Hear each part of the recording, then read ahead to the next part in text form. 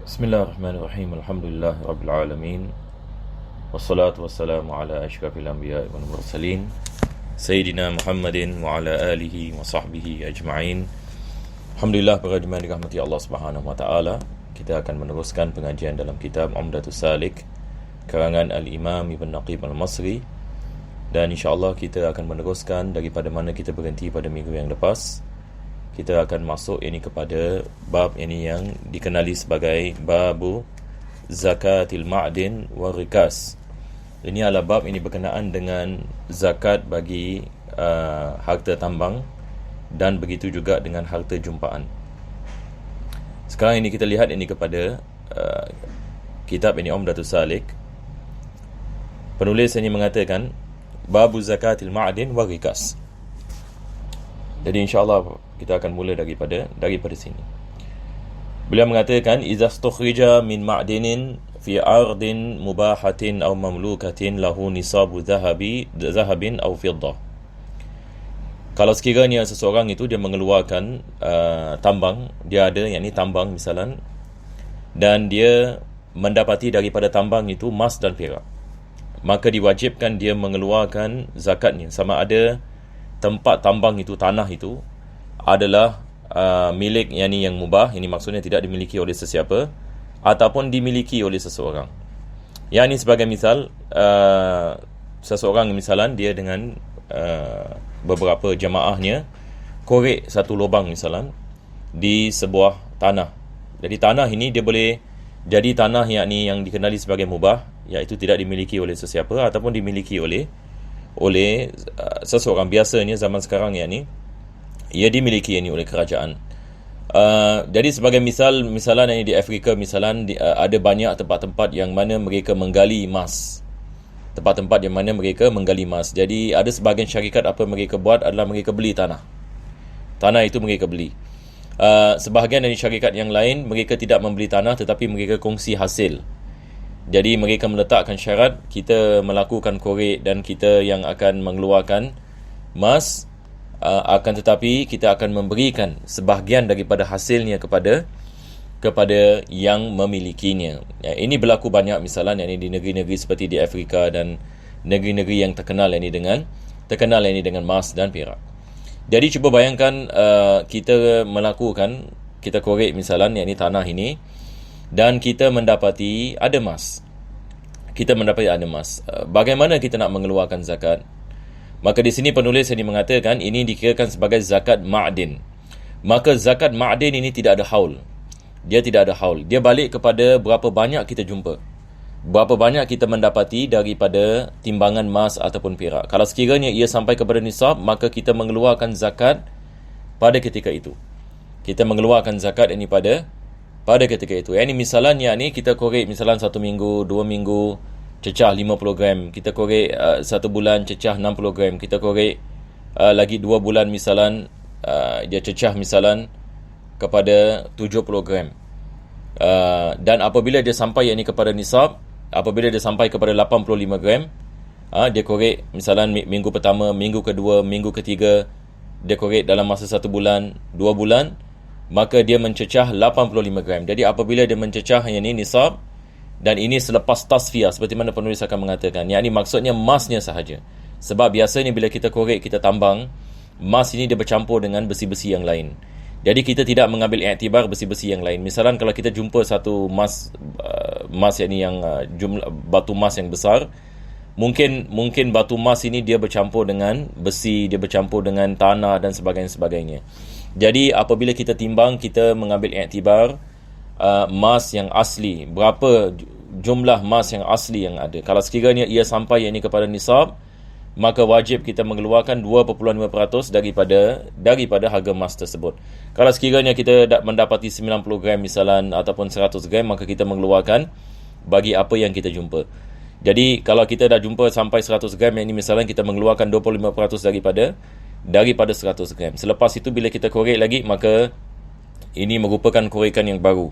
Jadi kita lihat bila dia akan sampai ini kepada nisab. Tiap-tiap kali dia sampai kepada nisab, maka kita mengeluarkan zakatnya.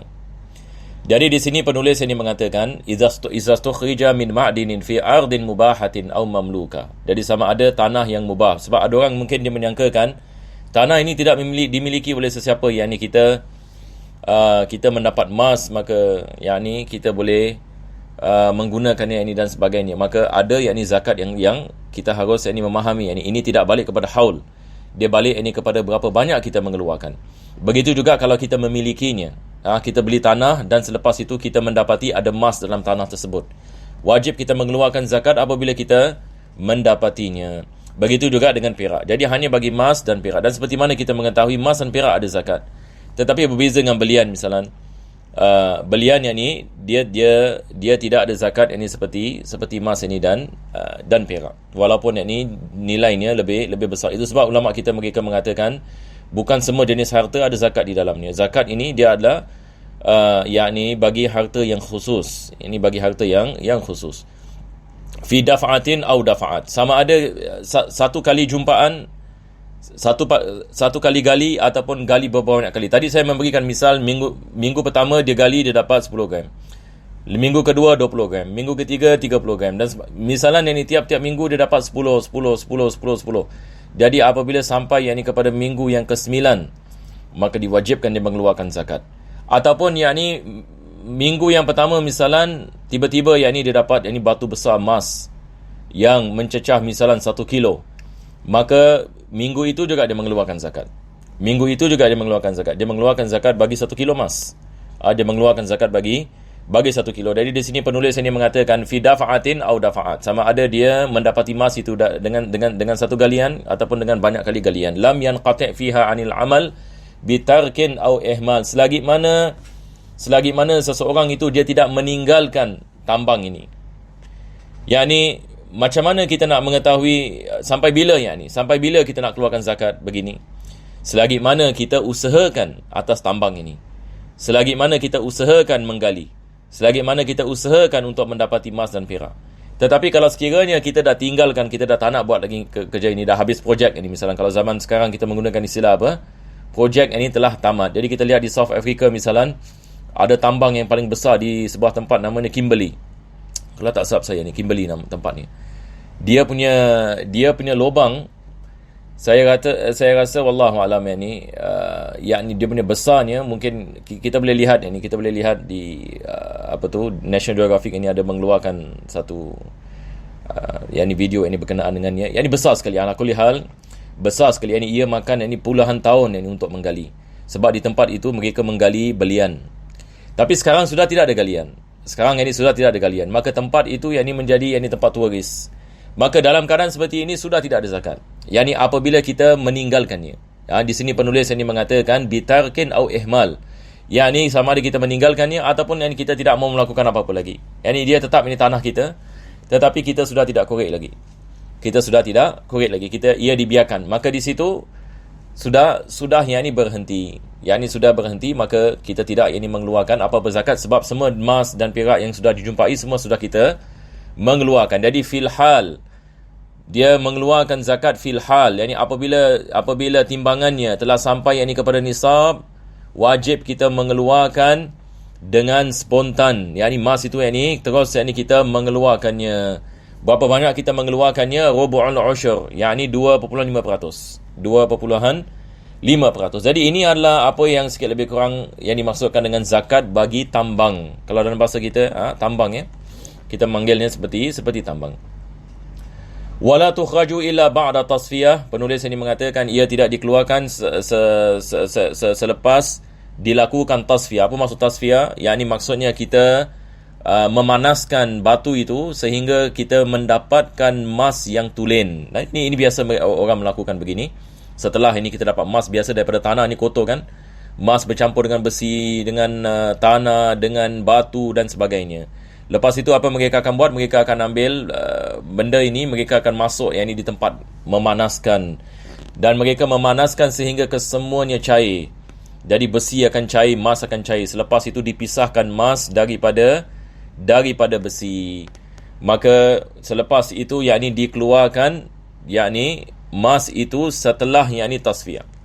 Yakni setelah kita melakukan perkara yang ini tersebut. Sekarang kita sudah mengetahui jumlah timbangan yang tulen bagi emas, baru kita mengeluarkan zakatnya. Sebab kalau tak, kita pun tak tahu ini timbangannya berapa. Fa in tarakal amala bi'uzrin, kalau sekiranya dia meninggalkan amalan menggali, misalan ada keuzuran seperti safar, yakni dia pergi musafir, islahu ala, dia punya alat yang misalan untuk korek rosak, maka kerja-kerja tergendala sebagai misal, maka misalan sebelum kerja tergendala dia dapat 30 gram emas. Ini saya memberikan misal. Selepas itu kerja tergendala selama 2 bulan. Selepas itu dia kembali gali. Jadi 30 gram emas tadi dah keluarkan zakat ke belum lagi. Jadi bila dia gali kali kedua, maka dia dapat yang ini misalan 100 gram. Maka 100 gram ini dicampurkan bersama 30 gram. Sebab 30 gram tadi yang 2 bulan lepas belum dikeluarkan zakat. Belum lagi dikeluarkan zakat. Dan walaupun yang ini kerjanya tergendala, tetapi dia tidak meninggalkannya, dia akan kembali kepadanya. Maka kita campurkan apa yang dia mendapati sebelum dia mengeluarkan zakat, sebelum ini kerjanya tergendala, dan selepas ini dia memulakan pekerjaannya. Wa in wujida fi ardil ghair fa huwa li sahibihi. Kalau sekiranya seorang itu dia menggali sesuatu dan dia dapat emas, tapi tanah itu milik orang lain, ini bukan miliknya, tetapi milik orang lain. Sebab tanah ini bukan tanahnya, maka ini adalah milik orang lain. Ini misal satu orang yang dia pergi kepada tanah yang ini seseorang dan dia menggali. Ini pertama sekali diharamkan tanpa izin. Tapi kalau sekiranya dia menggali dan dia jumpa emas, maka ini bukan miliknya. Ini adalah milik orang yang mempunyai tanah. Selepas itu penulis membicarakan tentang apa yang dikenali sebagai rikas. Jadi kita habiskan insya-Allah. Penulis mengatakan wa in wujida rikazan min dafinil jahiliyah. Rikas ini berbeza dengan ma'din. Ma'din kita mengatakan kita korek tanah, kita dapat emas ataupun perak. Ini tidak ada masalah bila tiap-tiap kali sampai kepada nisab kita mengeluarkan zakat. Khalas.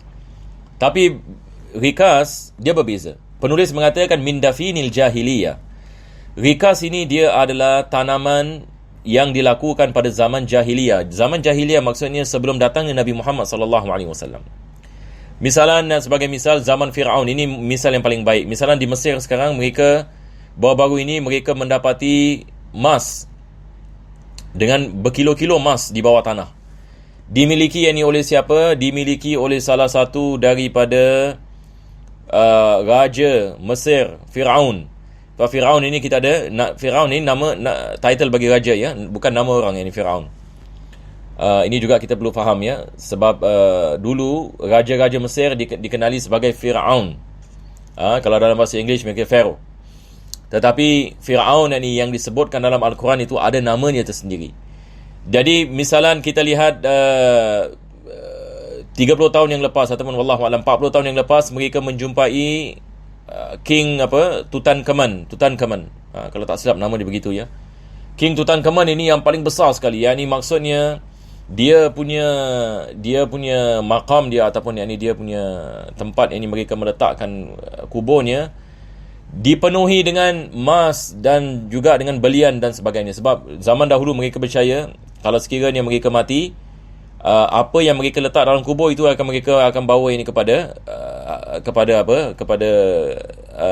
kehidupan selepas mati. Sebab mereka juga beriman ada kehidupan selepas mati. Firaun ini. Jadi mereka akan meletakkan misalan emas dan harta benda dalam mereka punya kubur. Jadi banyak Firaun ini sudah didapati. Lebih-lebih lagi di Mesir, di sebuah tempat namanya, kalau dalam bahasa Arab, yakni Al-Uqsur, di Laksa. Ada satu ataupun Luxor. Ada satu tempat yang namanya The Valley of Kings. The Valley of Kings ini kebanyakan tomb yang didapati adalah daripada tempat ini. Jadi biasanya bila mereka korek, mereka akan mendapati emas ini dan harta dan sebagainya. Ini adalah misal yang ini dafin jahiliyah. Sebab Firaun zaman ini 3,000 tahun yang lalu, 3,500 tahun ini yang lalu. Jadi cuba bayangkan kalau sekiranya seorang Muslim yang ini dia menjumpai di tanah yang tidak dimiliki, sebagai misal. Walaupun sekarang ini kalau di Mesir semua dimiliki oleh kerajaan. Yang ini tidak ada, yang ini satu orang yang ini jumpa di tanah Tidak dimiliki. Kerajaan akan mengatakan ini milik kerajaan. Hatta yang ini seseorang itu yang ini dia jumpa harta ini di tengah-tengah padang pasir. Tak ada orang tinggal di sana. Juga yang ini kerajaan mengatakan ini adalah milik. Ini adalah milik ini kerajaan. Jadi kalau sekiranya seseorang itu dia jumpa emas, ini misalnya dia jumpa emas yang dimiliki oleh Firaun. Emas yang dimiliki ini oleh Firaun dan emas ini 100 gram misalnya. Ataupun perak yang telah sampai kepada nisab. Fi ardi mawat. Ardi mawat maksudnya tanah yang tidak dimiliki. Fa fihil khumus fil hal. Mengeluarkan 1/5, yakni maksudnya 20%. Jadi kalau sekiranya dia jumpa 100 gram, dia mengeluarkan 20 gram emas fil hal. Ini juga tidak ada haul. Bukan kita mengatakan tunggu 1 tahun. Yakni pada ketika itu yakni dia mengeluarkan 20 gram. Wa in wajadahu fi milkin, tapi dia mendapatinya, kalau dia mendapatinya di tanah dimiliki oleh orang, fahuwa li sahibil milk. Ia dimiliki oleh orang yang mempunyai tanah. Kalau zaman sekarang ini dimiliki oleh kerajaan, betul ke tidak? Melainkan kalau dia beli tanah itu dan kebetulan yakni dia korek, dia jumpa yakni Firaun kat dalam. Yakni maksudnya salah satu daripada raja Mesir. Dan dia mendapati emas ini dan sebagainya, maka tanah itu adalah tanah miliknya, maka dia mengeluarkan 20%, yang lain yakni dia mengambilnya. Au fi masjid, kalau dia jumpanya dalam masjid ataupun fi syari', yakni dalam jalanan, au kana min dafinil Islam, ataupun yakni dia adalah harta selepas datangnya Islam, ma fahuwa luqatah, maka ini tak boleh ambil. Ini adalah luqatah. Luqatah maksudnya sesuatu yang kita jumpai yang bukan kita punya milik. Maka kita harus kembalikan kepada yang mempunyainya. Kembalikan kepada yang mempunyainya. Yakni misalan kita jumpa harta dalam masjid, ini kita tidak boleh mengambilnya. Ataupun di tengah jalan, kita tidak boleh mengambilnya. Sebab ini tanah dimiliki. Tanah-tanah yang dimiliki. Ataupun kita jumpa harta yang dimiliki oleh seseorang yang tinggal 100 tahun yang lalu. Tulis namanya tertulis misalan, ini adalah milik fulan bin fulan, dia telah meninggal dunia 100 tahun yang lalu. Maka kita cari keturunannya. Dan kita memberikan kepada mereka, sebab ini adalah milik mereka dan bukan milik kita. Kita tak boleh mengatakan alhamdulillah ini rezeki daripada Allah. Ini kesilapan orang dia memakan makanan yang harta yang haram. Sebab ini diharamkan dalam Islam, kita memakan harta yang bukan kita memilikinya. Diharamkan dalam Islam, maka wajib kita kembalikan. Tetapi berkenaan dengan jahiliyah yang 3,000 tahun, 4,000 tahun, maka ini adalah rikas. Ini kita boleh mengambilnya kalau ia wujud pada tanah yang kita memiliki ataupun tanah yang tak ada orang memiliki, dan usaha kita untuk kita menggalikannya, maka kita mengeluarkan 20% daripada hasil zakat atau emas ataupun perak yang kita menjumpainya. Wassallallahu ala sayyidina Muhammadin wa ala alihi washabihi wasallam. Minggu depan insya-Allah kita akan bicarakan tentang zakat fitrah. Alhamdulillahirabbil alamin. Allahumma salli wa sallim ala sayyidina Muhammad wa ala sayyidina Muhammad. Rabbana atina fid dunya hasanah wa fil akhirati hasanah wa qina adzabannar. Sallallahu ala sayyidina Muhammadin wa ala alihi washabihi wasallam. Alhamdulillahirabbil alamin.